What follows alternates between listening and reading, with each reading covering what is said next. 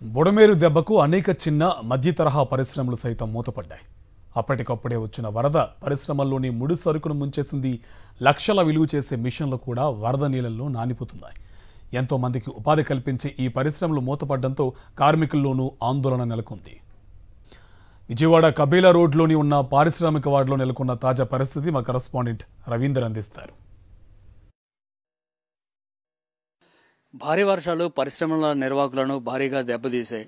విజయవాడలోని కబేలా రోడ్లో ఉన్నటువంటి పరిశ్రమల పార్కులో పెద్ద ఎత్తున ఉన్నటువంటి పరిశ్రమలు అన్నీ కూడా వరద ముంపునకు గురైన పరిస్థితి. ఈ నేపథ్యంలో అనేక పరిశ్రమలు పూర్తిగా జలదిగ్బంధంలో చిక్కుపోయాయి. ప్రస్తుతం మనం చూసినటువంటి ఇది చీపులు తయారు చేసేటువంటి ఒక పరిశ్రమ.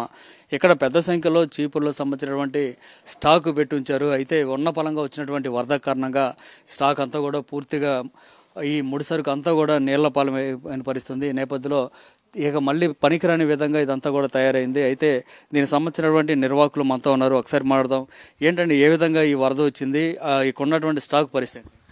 ఇక్కడ ఉన్నటువంటి స్టాక్ మ్యాక్సిమం పనిచేయదండి. ఎందుకంటే ఒకసారి తడిస్తే దీన్ని ఆరపెడటానికి పనిచేయదు, దేనికి పనిచేయదు. ఇదిగోండి చూస్తున్నారు కదా, ఇట్లా అయిపోయింది మొత్తం. ఒకసారి ఊరికే తడిసి వెళ్తే వాటర్ ఏదో పర్లేదు, కానీ 7 days నుంచి స్టాక్ మొత్తం నీళ్ళలోనే నానున్నది. ఈ బ్యాంబూ స్టిక్స్ కానీ గ్రాస్ బ్రూమ్స్ కానీ ఇవి కంప్లీట్గా అసలు దేనికి పనిచేయవు.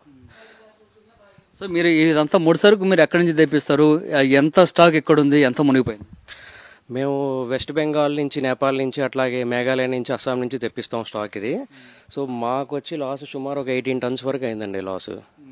బ్యాంబూ స్టిక్స్ కానీ గ్రాస్ బ్రూమ్స్ కానీ 18 tons వరకు లాస్ట్ అయ్యింది. మా స్టాఫ్ మాకు మార్నింగ్ 6 o'clockకి కాల్ చేసి చెప్పారు ఇట్లాగా వాటర్ వస్తున్నాయని.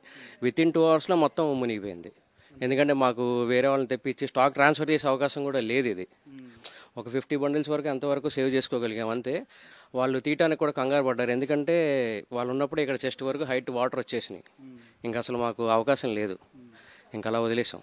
గడిచిన వారం రోజులు పైగా ఇదంతా కూడా నీళ్ళలో నానిపోయి ఉంది. కాబట్టి స్టాక్ అంతా కూడా ఇక తీసుకెళ్లి పారేయటమే తప్ప ఏ విధంగా కూడా పనికిరాదు. దీనివల్ల మేము భారీగా నష్టపోయామని నిర్వాహకులు చెప్తున్నారు. కెమెరా పర్సన్ సాయితో రవీందర్ రెడ్డి, సాక్షి టీవీ, విజయవాడ.